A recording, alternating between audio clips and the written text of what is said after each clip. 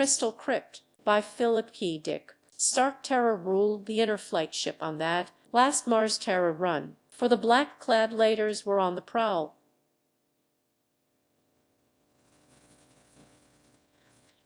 And the grim red planet was not far behind. Attention, inner flight ship. Attention, you are ordered to land at the control station Demos for inspection. Attention, you are to land at once. The metallic rasp of the speaker echoed through the corridors of the great ship. The passengers glanced at each other uneasily, murmuring and peering out the port windows at the small speck below. The dot of rock that was the Martian checkpoint. Demos, what's up? An anxious passenger asked one of the pilots, hurrying through the ship to check the escape lock. We have to land. Keep seated, the pilot went on. Land, but why? They all looked at each other. Hovering above the bulging inner flight ship were three slender Martian pursuit craft, poised and alert for any emergency. As the inner flight ship prepared to land, the pursuit ships dropped lower, carefully maintaining themselves a short distance. Oi, there's something going on, a woman passenger said nervously. Lord, I thought we were finally through with those Martians. Now what? I don't blame them for giving us one last going over, a heavy-set businessman said to his companion. After all, we're the last ship leaving Mars for Terra. We're damn lucky they let us go at all. You think there really will be war? A young man said to the girl sitting in the seat next to him. Those Martians won't dare fight, not with our weapons and ability to produce. We could take care of Mars in a month. It's all talk. The girl glanced at him. Don't be so sure. Mars is desperate. They'll fight tooth and nail. I've been on Mars 3 years. She shuddered. Thank goodness I'm getting away. If prepare to land, the pilot's voice came. The ship began to settle slowly, dropping down toward the tiny emergency field the seldom visited moon. Down the ship dropped. There was a grinding sound, a sickening jolt, then silence. We've landed, the heavy-set businessman said. They better not do anything to us. Terra will rip them apart if they violate one space article. Please keep your seats. The pilot's voice came. No one is to leave the ship, according to the Martian authorities. We are to remain here. A restless stir filled the ship. Some of the passengers began to read uneasily. Others stared out at the deserted field, nervous and on edge, watching the 3 Martian pursuit ships land and disgorge groups of armed men. The Martian soldiers were crossing the field quickly, moving toward them, running double time. This inner flight spaceship was the last passenger vessel to leave Mars for Terra. All other ships had long since left, returning to safety before the outbreak of hostilities. The passengers were the very last to go, the final group of Terrans to leave the grim red planet. Businessmen, expatriates, tourists, any and all Terrans who had not already gone home. What do you suppose they want? The young man said to the girl. It's hard to figure Martians out, isn't it? First they give the ship clearance, let us take off, and now they radio us to set down again. By the way, my name's Thatcher, Bob Thatcher. Since we're going to be here a while. The port lock opened. Talking ceased abruptly. As everyone turned, a black-clad Martian official, a province later, stood framed against the bleak sunlight, staring around the ship. Behind him a handful of Martian soldiers stood, waiting, their guns ready. This will not take long, the lighter said, stepping into the ship, the soldiers following him. You will be allowed to continue your trip shortly. An audible sigh of relief went through the passengers. Look at him, the girl whispered to Thatcher. How I hate those black uniforms. He's just a provincial later, Thatcher said. Don't worry. The later stood for a moment, his hands on his hips, looking around at them without expression. I have ordered your ship grounded so that inspection can be made of all persons aboard, he said. You Terrans are the last to leave our planet. Most of you are ordinary and harmless. I am not interested in you. I am interested in finding 3 saboteurs, 3 Terrans, 2 men and a woman, who have committed an incredible act of destruction and violence. They are said to have fled to this ship. Murmurs of surprise and indignation broke out on all sides. The later motioned the soldiers to follow him up the aisle. 2 hours ago a Martian city was destroyed. Nothing remains, only a depression in the sand where the city was. The city and all its people have completely vanished. An entire city destroyed in a second. Mars will never rest until the saboteurs are captured, and we know they are aboard this ship. It's impossible, the heavy-set businessman said. There aren't any saboteurs here. Well, begin with you, the later said to him, stepping up beside the man's seat. One of the soldiers passed the later a square metal box. This will soon tell us if you are speaking the truth. Stand up. Get on your feet. The man rose slowly, flushing.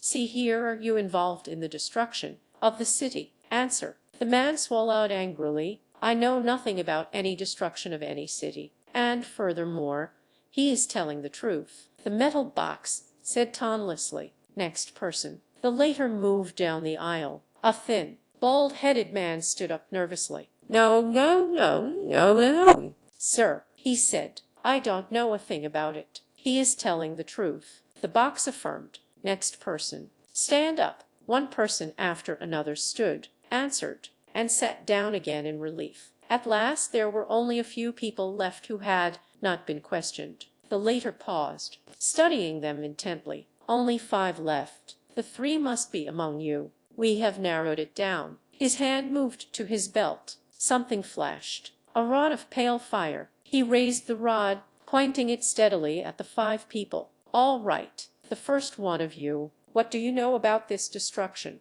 Are you involved with the destruction of our city? No, no. Not at all. The man murmured. Yes, he's telling the truth. The box intoned. Next. Nothing. I know nothing. I had nothing to do with it. True, the box said. The ship was silent. 3 people remained. A middle-aged man and his wife and their son. A boy of about 12. They stood in the corner, staring white-faced at the later, at the rod in his dark fingers. It must be you. The later grated, moving toward them. The Martian soldiers raised their guns. It must be you. You there. The boy. What do you know about the destruction of our city? Answer. The boy shook his head. Nothing. He whispered. The box was silent for a moment. He is telling the truth, it said reluctantly. Next. Nothing. The woman muttered. Nothing. The truth. Next. I had nothing to do with blowing up your city. The man said. You were wasting your time.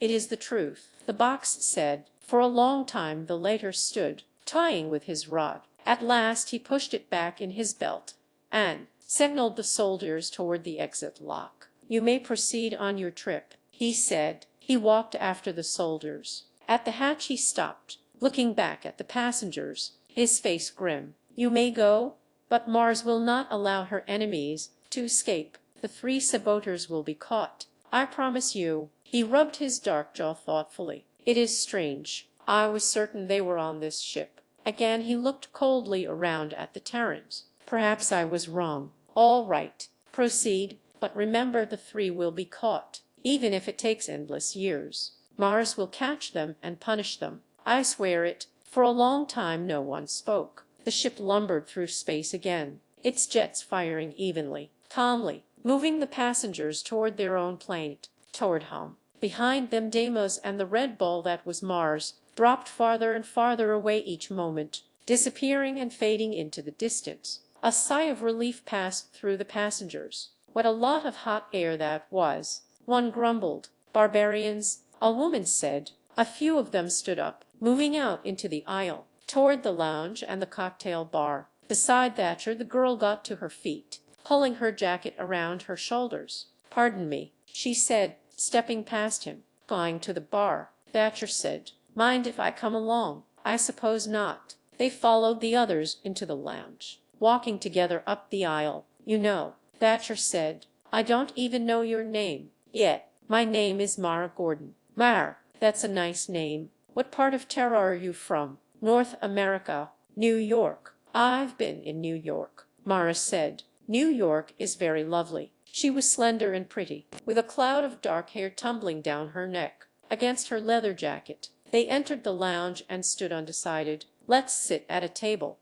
Mara said, looking around at the people at the bar, mostly men. Perhaps that table over there. but someone's there already, Thatcher said. The heavy-set businessman had sat down at the table and deposited his sample case on the floor. Do we want to sit with him? Oh, it's all right, Mara said, crossing to the table. May we sit here? She said to the man. The man looked up, half rising. It's a pleasure, he murmured. He studied Thatcher intently. However, a friend of mine will be joining me in a moment. I'm sure there's room enough for us all, Mara said. She seated herself and Thatcher helped her with her chair. He sat down, too, glancing up suddenly at Mara and the businessman. They were looking at each other almost as if something had passed between them. The man was middle-aged, with a florid face and tired, gray eyes. His hands were mottled with the veins showing thickly. At the moment he was tapping nervously. My name's Thatcher, Thatcher said to him, holding out his hand. Bob Thatcher. Since we're going to be together for a while, might as well get to know each other. The man studied him. Slowly his hand came out. Why not? My name's Erickson. Ruff Erickson. Erickson. Thatcher smiled. You look like a commercial man to me. He nodded toward the sample case on the floor. Am I right? The man named Erickson started to answer, but at that moment there was a stir. A thin man of about 30 had come up to the table, his eyes bright, staring down at them warmly. Well, we're on our way, he said to Erickson. Hello, Myra. He pulled out a chair and sat down quickly, folding his hands on the table before him. He noticed Thatcher and drew back a little. Pardon me, he murmured. Bob Thatcher is my name, Thatcher said. I hope I'm not intruding here. He glanced around at the three of them. Myra, alert, watching him intently. Heavy-set Erickson, his face blank. And this person. Say, do you three know each other? He asked suddenly. There was silence. The robot attendant slid over soundlessly, poised to take their orders. Erickson roused himself. Let's see, he murmured. What will we have? Myra, whiskey and water. You, Jan. The bright slim man smiled. The same, Thatcher. Gin and tonic. Whiskey and water for me. Also, Erickson said. The robot attendant went off. It returned at once with the drinks, setting them on the table. Each took his own. Well, Erickson said, holding his glass up, to our mutual success. All drank, Thatcher and the three of them. Heavy-set Erickson. Myra, her eyes nervous and alert. Jan, who had just come. Again a look passed between Myra and Erickson, a look so swift that he would not have caught it had he not been looking directly at her. What line do you represent,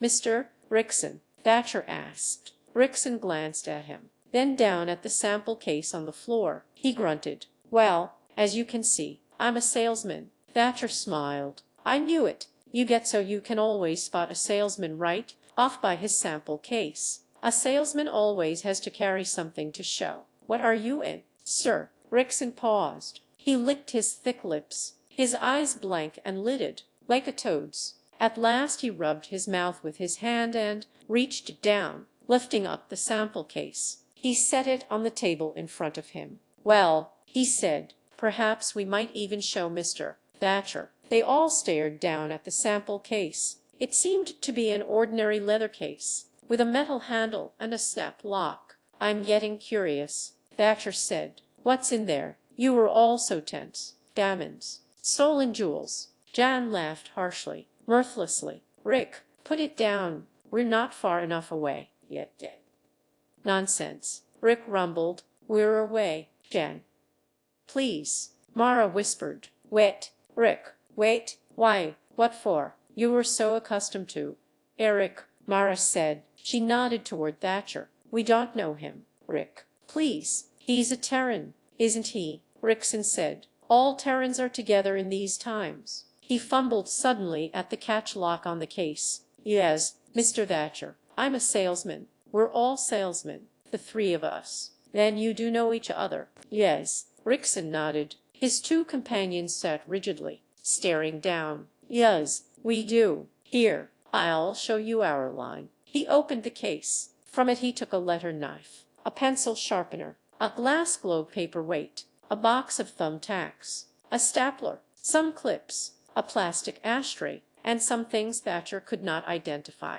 He placed the objects in a row in front of him on the tabletop. Then he closed the sample case. "I gather you were in office supplies," Thatcher said. He touched the letter knife with his finger. "Nice quality steel. Looks like Swedish steel to me." Rickson nodded, looking into Thatcher's face. "Not really an impressive business, is it? Office supplies, ashtrays, paper clips." He smiled. Thatcher shrugged. "Why not? They're a necessity in modern business. The only thing I wonder—" "What's that?" "Well, I wonder how you'd ever find enough customers on Mars to make it worth your while." He paused, examining the glass paperweight. He lifted it up, holding it to the light, staring at the scene within, until Ericsson took it out of his hand and put it back in the sample case. "And another thing. If you three know each other, why did you sit apart when you got on?" They looked at him quickly. "And why didn't you speak to each other until we left Deimos?" He leaned toward Ericsson, smiling at him.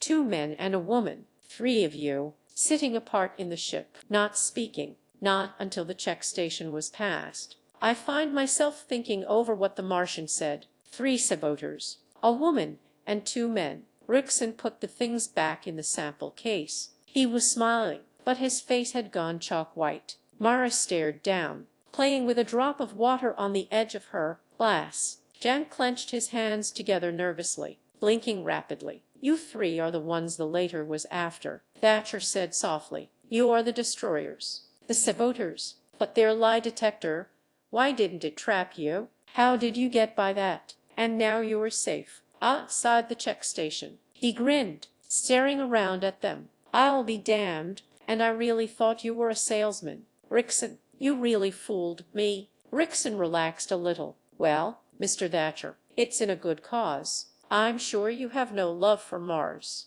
either. No Terran does. And I see you were leaving with the rest of us." "True," Thatcher said. "You must certainly have an interesting account. Give the 3 of you." He looked around the table. "We still have an hour or so of travel. Sometimes it gets dull. This Mars Terra run. Nothing to see, nothing to do but sit and drink in the lounge." He raised his eyes slowly. "Any chance you'd like to spin a story to keep us awake?" Jan and Mara looked at Ericsson. "Go," Jan said. "He knows who we are. Tell him the rest of the story." "You might as well," Mara said. Jan let out a sigh suddenly, a sigh of relief. "Let's put the cards on the table. Get this weight off us. I'm tired of sneaking around." "Slipping, sure," Rickson said expansively. "Why not?" He settled back in his chair, unbuttoning his vest. "Certainly, Mr. Thatcher. I'll be glad to spin you a story, and I'm sure it will be interesting enough to keep you awake." They ran through the grooves of dead trees, leaping across the sun-baked Martian soil, running silently together. They went up a little rise, across a narrow ridge. Suddenly Eric stopped, throwing himself down flat on the ground. The others did the same, pressing themselves against the soil, gasping for breath. "Be silent," Rick muttered. He raised himself a little. "No noise. There'll be letters nearby. From now on, we don't dare take any chances." Between the 3 people lying in the grove of dead trees and the city was a barren, level waste of desert, over a mile of blasted sand. No trees or bushes marred the smooth, parched surface. Only an occasional wind, a dry wind eddying and twisting, blew the sand up into little rills. A faint odor came to them, a bitter smell of heat and sand, carried by the wind. Rick pointed. "Look, the city, there it is." They stared, still breathing deeply from their race through the trees. The city was close, closer than they had ever seen it before. Never had they gotten so close to it in times past. Terrans were never allowed near the great Martian cities, the centers of Martian life, even in ordinary times, when there was no threat of approaching war. The Martians shrewdly kept all Terrans away from their citadels, partly from fear, partly from a deep, innate sense of hostility toward the white-skinned visitors whose commercial ventures had earned them the respect and the dislike of the whole system. "How does it look to you?" Rick said. The city was huge, much larger than they had imagined from the drawings and models they had studied so carefully back in New York, in the War Ministry office. Huge it was, huge and stark, black towers rising up against the sky, incredibly thin columns of ancient metal, columns that had stood wind and sun for centuries. Around the city was a wall of stone, red stone, immense bricks that had been lugged there and fitted into place by slaves of the early Martian dynasties, under the whiplash of the first great kings of Mars, an ancient, sun-baked city, a city set in the middle of a wasted plain, beyond groves of dead trees, a city seldom seen by Terrans, but a city studied on maps and charts in every war office on Terra, a city that contained, for all its ancient stone and archic towers, the ruling group of all Mars, the council of senior leiters, black-clad men who governed and ruled with an iron hand. The senior leiters, 12 fanatic and devoted men, black priests, but priests with flashing rods of fire, lay detectors, rocket ships, interspace cannon, many more things the Terran Senate could only conjecture about. The senior leiters and their subordinate province leiters, Eric and the two behind him suppressed a shudder. "We've got to be careful," Rick said again. "We'll be passing among them soon. If they guess who we are, or what we're here for." He snapped open the case he carried, glancing inside for a second. Then he closed it again, grasping the handle firmly. "Let's go," he said. He stood up slowly. "You two come up beside me. I want to make sure you look the way you should." Mara and Jan stepped quickly ahead. Rick studied them critically as the three of them walked slowly down the slope, onto the plain, toward the towering black spires of the city. "Jan," Eric said, "take hold of her hand. Remember, you are going to marry her. She's your bride, and Martian peasants think a lot of their brides." Jan was dressed in the short trousers and coat of the Martian farmer, a knotted rope tied around his waist, a hat on his head to keep off the sun. His skin was dark, colored by dye until it was almost bronze. "You look fine," Rick said to him. He glanced at Mara. Her black hair was tied in a knot, looped through a hollowed-out uke bone. Her face was dark, too, dark and lined with colored ceremonial pigment, green and orange stripes across her cheeks. Earrings were strung through her ears. On her feet were tiny slippers of paro hide, laced around her ankles, and she wore long translucent Martian trousers, with a bright sash tied around her waist. Between her small breasts a chain of stone bead rested. Good luck charms for the coming marriage. "All right," Rick said. He himself wore the flowing gray robe of a Martian priest,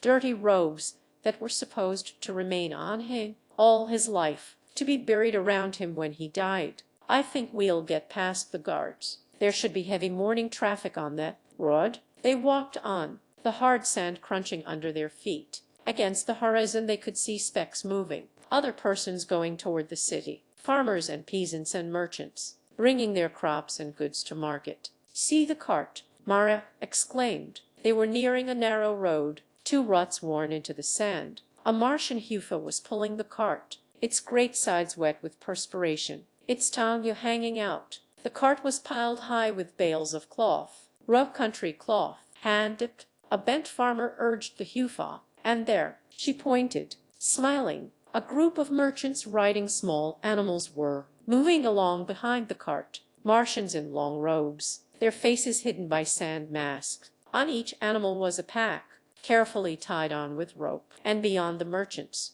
plodding dully along, were peasants and farmers in an endless procession, some riding carts or animals, but mostly on foot. Myra and Jan and Eric joined the line of people, melting in behind the merchants. No one noticed them. No one looked up or gave any sign. The march continued as before. Neither Jan nor Mara said anything to each other. They walked a little behind Eric, who paced with a certain dignity, a certain bearing becoming his position. Once he slowed down, pointing up at the sky. "Look," he murmured, in the Martian hill dialect. "See that?" Two black dots circled lazily. Martian patrol craft, the military on the outlook for any sign of unusual activity. War was almost ready to break out with Terra. Any day, almost any moment. "We'll be just in time," Rick said. "Tomorrow will be too late. The last ship will have left Mars." "I hope nothing stops us," Mara said. I'll want to get back home when we are through." Half an hour passed. They neared the city, the wall growing as they walked, rising higher and higher, until it seemed to blot up the sky itself. A vast wall, a wall of eternal stone that had felt the wind and sun for centuries. A group of Martian soldiers were standing at the entrance, the single passage gate hid into the rock, leading to the city. As each person went through, the soldiers examined him, poking his garments, looking into his load. Rick tensed. The line had slowed almost to a halt. "It'll be our turn soon," he murmured. "Be prepared." "Let's hope no lighters come around," Jan said. "The soldiers aren't so bad." Mara was staring up at the wall and the towers beyond. Under their feet the ground trembled, vibrating and shaking. She could see tongues of flame rising from the towers, from the deep underground factories and forges of the city. The air was thick and dense with particles of soot. Mara rubbed her mouth, coughing. "Here they come," Rick said softly. The merchants had been examined and allowed to pass through the dark gate, the entrance through the wall into the city. They and their silent animals had already disappeared inside. The leader of the group of soldiers was beckoning impatiently to Eric, waving him on. "Come along," he said. "Hurry up there, old man." Rick advanced slowly, his arms wrapped around his body, looking down at the ground. "Who are you and what's your business here?" the soldier demanded, his hands on his hips, his gun hanging idly at his waist. Most of the soldiers were lounging lazily, leaning against the wall, some even squatting in the shade. Flies crawled on the face of one who had fallen asleep, his gun on the ground beside him. "My business," Rick murmured. "I am a village priest." "Why do you want to enter the city?" "I must bring these two people before the magistrate to marry them." He indicated Mara and Jan, standing a little behind him. "That is the law the lighters have made." The soldier laughed. He circled around Eric. "What do you have in that bag you carry?" "Laundry. We stay the night." "What village are you from?" "Kranos." "Kranos." The soldier looked to a companion. "Ever heard of Kranos?" "A backward pigsty. I saw it once on a hunting trip." The leader of the soldiers nodded to Jan and Mara. The two of them advanced, their hands clasped, standing close together. One of the soldiers put his hand on Mara's bare shoulder, turning her around. "Nice little wife you're getting," he said. "Good and firm looking." He winked, grinning lewdly. Jan glanced at him in sullen resentment. The soldiers guffawed. "All right," the leader said to Eric. "You people can pass." Rick took a small purse from his robes and gave the soldier a coin. Then the three of them went into the dark tunnel that was the entrance, passing through the wall of stone into the city beyond. They were within the city now. Rick whispered, "Hurry." Around them the city roared and cracked, the sound of 1,000 vents and machines, shaking the stones under their feet. Rick led Mara and Jan into a corner by a row of brick warehouses. People were everywhere, hurrying back and forth, shouting above the din. Merchants, peddlers, soldiers, street women. Rick bent down and opened the case he carried. From the case he quickly took 3 small coils of fine metal, intricate meshed wires and veins worked together into a small con. Jan took one and Mara took one. Rick put the remaining con into his robe and snapped the case shut again. "Now remember, the coils must be buried in such a way that the line runs through the center of the city. We must trisect the main section, where the largest concentration of buildings. Remember the maps, watch the alleys and streets carefully. Talk to no one if you can help it. Each of you has enough Martian money to buy your way out of trouble. Watch especially for cut purses. And for heaven's sake, don't get lost." Rick broke off. 2 black-clad lighters were coming along the inside of the wall, strolling together with their hands behind their backs. They noticed the 3 who stood in the corner by the warehouses and stopped. "Die," Rick muttered, "and be back here at sundown." He smiled grimly. "Or never come back." Each went off a different way, walking quickly without looking back. The lighters watched them go. "The little bride was quite lovely," one leader said. "Those hill people have the stamp of nobility in their blood from the old times." A very lucky young peasant to possess her, the other said. They went on. Rick looked after them, still smiling a little. Then he joined the surging mass of people that milled eternally through the streets of the city. At dusk, they met outside the gate. The sun was soon to set, and the air had turned thin and frigid. It cut through their clothing like knives. Myra huddled against Jan, trembling and rubbing her bare arms. "Well," Rick said, "did you both succeed?" Around them peasants and merchants were pouring from the entrance, leaving the city to return to their farms and villages, starting the long trip back across the plain toward the hills beyond. None of them noticed the shivering girl and the young man and the old priest standing by the wall. "Mines in place," Jan said. "On the other side of the city, on the extreme edge, buried by a well. Mines in the industrial section," Mara whispered, her teeth chattering. "Jan, give me something to put over me. I'm freezing." "Good," Rick said. Then the 3 coils should transect dead center, if the models were correct. He looked up at the darkening sky.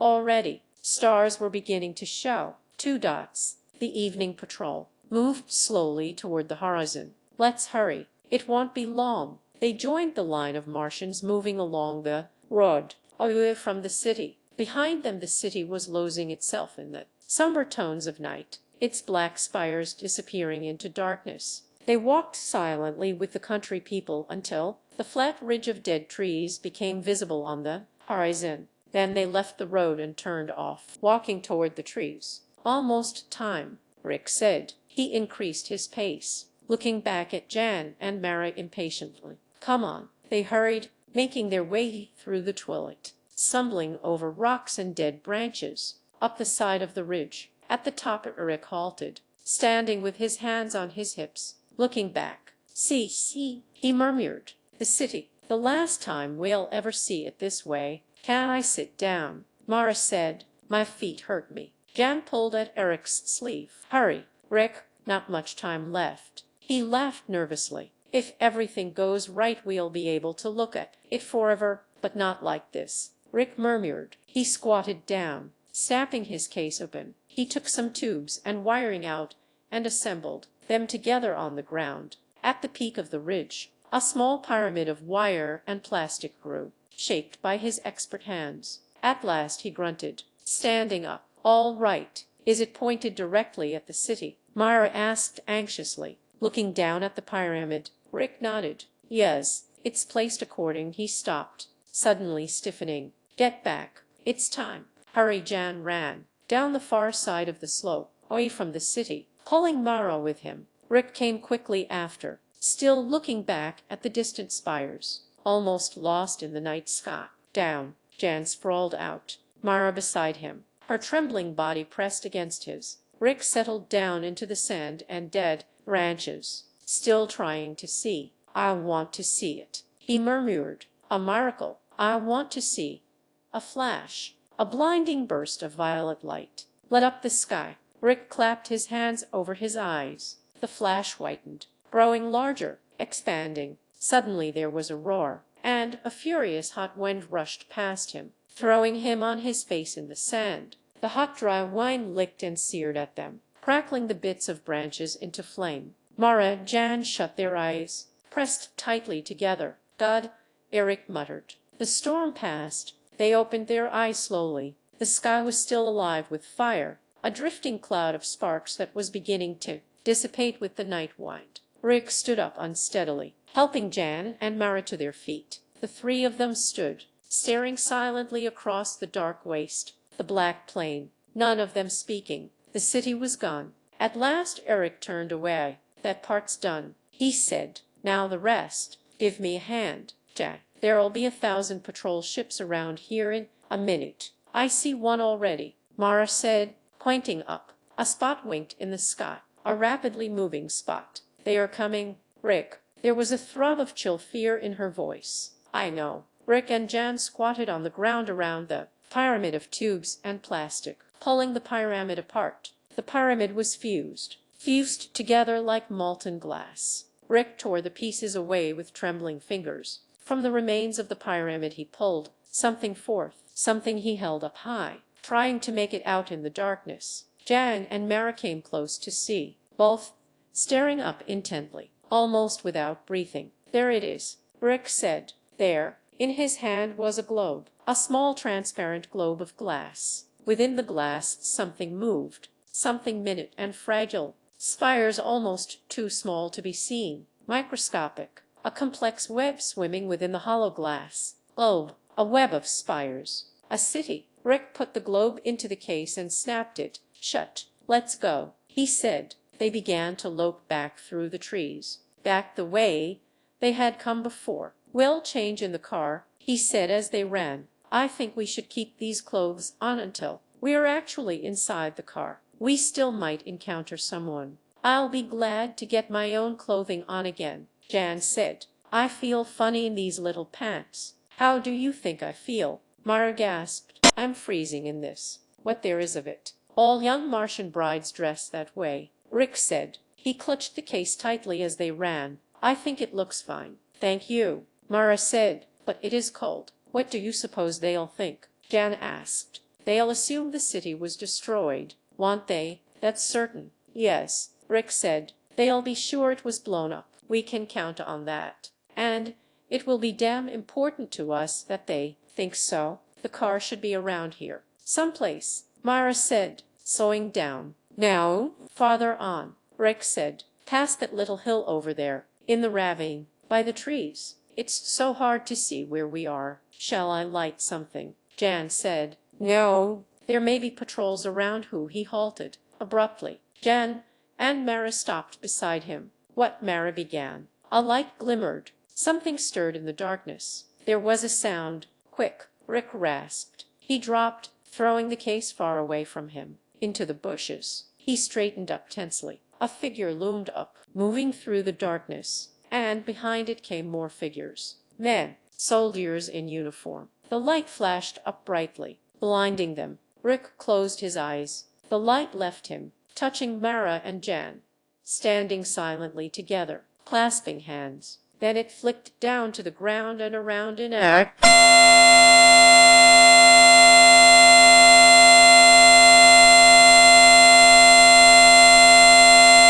circle. A later stepped forward, a tall figure in black, with his soldiers close behind him, their guns ready. You three, the lighter said. Who are you? Don't move. Stand where you are. He came up to Eric, peering at him intently, his hard Martian face without expression. He went all around Eric, examining his robes, his sleeves. Please, Eric began, in a quavering voice, but the lighter cut him off. I'll do the talking. Who are you three? What are you doing here? Speak up. We are going back to our village, Rick muttered, staring down, his hands folded. We were in the city, and now we are going home. One of the soldiers spoke into a mouthpiece. He clipped it off and put it away. Come with me, the later said. We are taking you.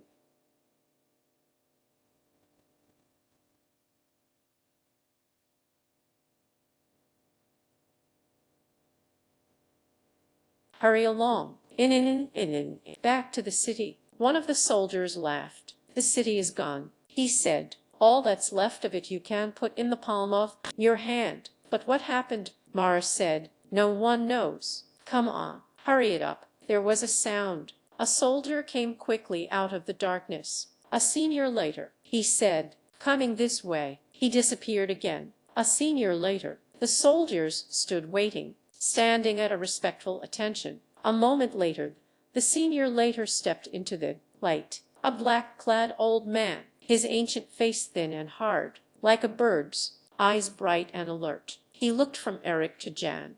Who are these people? He demanded. Villagers going back home. No, they are not. They don't stand like villagers. Villagers slumped diet. Poor food. These people are not villagers. I myself came from the hills, and I know. He stepped close to Eric, looking keenly into his face. Who are you? Look at his chin. He never shaved with a sharpened stone. Something is wrong here. In his hand a rod of pale fire flashed. The city is gone, and with it at least half the later council. It is very strange. A flash, then heat, and a wind. But it was not fission. I am puzzled. All at once the city has vanished. Nothing is left but a depression in the sand. Well, take them in, the other later said. Soldiers, surround them. Make certain that run, Rick cried. He struck out, knocking the rod from the senior later's hand. They were all running, soldiers shouting, flashing their lights, stumbling against each other in the darkness. Rick dropped to his knees, groping frantically in the bushes. His fingers closed over the handle of the case and he leaped up. In Terran he shouted to Mara and Jan, "Hurry, to the car, run!" He set off down the slope, stumbling through the darkness. He could hear soldiers behind him, soldiers running and falling. A body collided against him and he struck out. Someplace behind him there was a hiss, and a section of the slope went up in flames. The lighter's rod. Eric, Mara cried from the darkness. He ran toward her. Suddenly he slipped, falling on a stone. Confusion and firing. The sound of excited voices. "Rick, is that you?" Jan caught hold of him, helping him up. "The car. It's over here." "Where's Mara?" "I'm here." Mara's voice came. "Over here, by the car." A light flashed. A tree went up in a puff of fire, and Eric felt the singe of the heat against his face. He and Jan made their way toward the girl. Mara's hand caught his in the darkness. "Now the car," Rick said. "If they haven't got to it." He slid down the slope into the ravine, fumbling in the darkness, reaching and holding onto the handle of the case. Reaching. He touched something cold and smooth.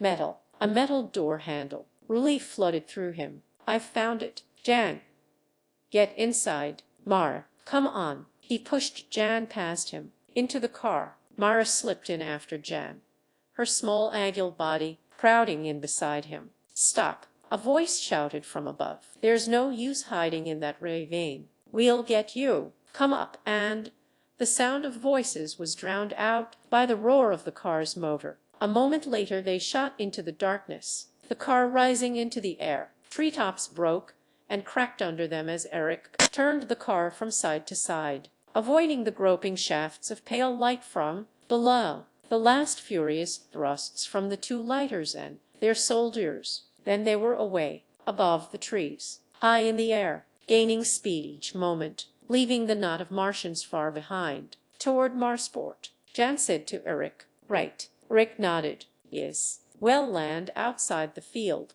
in the hills. We can change back to our regular clothing there, our commercial clothing. Damn it, we'll be lucky if we can get there. Time for the ship." "The last ship," Mara whispered, her chest rising and falling. "What if we don't get there in time?" Rick looked down at the leather case in his lap. "We'll have to get there," he murmured. "We must." For a long time there was silence. Thatcher stared at Erickson. The older man was leaning back in his chair, sipping a little of his drink. Mara and Jan were silent. "So you didn't destroy the city," Thatcher said. "You didn't destroy it at all. You shrank it down and put it in a glass globe, in a paperweight, and now you're a salesman again, with a sample case of office supplies." Rickson smiled. He opened the briefcase and reaching into it, brought out the glass globe paperweight. He held it up, looking into it. "Yes, we stole the city from the Martians. That's how we got by the lie detector. It was true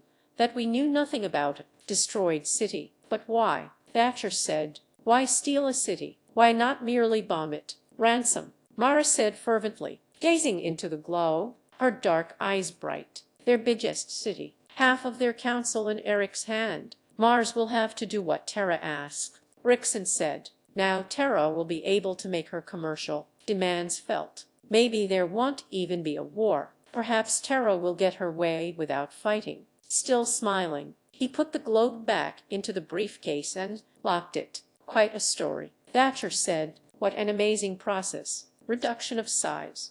A whole city reduced, microscopic dimensions. Amazing. No wonder you were able to escape with such daring as that. No one could hope to stop you." He looked down at the briefcase on the floor. Underneath them the jets murmured and vibrated evenly as the ship moved through space toward distant Terra. "We still have quite a way to go," Jan said. "You've heard our story, Thatcher. Why not tell us yours? What sort of line are you in? What's your business?" "Yes," Mara said. "What do you do?" "What do I do?" Thatcher said. "Well, if you like, I'll show you." He reached into his coat and brought out something that flashed and glinted, something slender, a rod of pale fire. The three stared at it. Sickened shock settled over them slowly. Thatcher held the rod loosely, calmly, pointing it at Ericsson. "We knew you three were on this ship," he said. "There was no doubt of that. But we did not know what had become of the city. My theory was that the city had not been destroyed at all, that something else had happened to it. Council instruments measured a sudden loss of mass in that area, a decrease equal to the mass of the city. Somehow the city had been spirited away, not destroyed. But I could not convince the other council leaders of it. I had to follow you alone." Thatcher turned a little, nodding to the men sitting at the bar. The men rose at once, coming toward the table. "A very interesting process you have. Mars will benefit a great deal from it. Perhaps it will even turn the tide in our favor. When we return to Marsport I wish to begin work on it at once. And now, if you will please pass me the briefcase."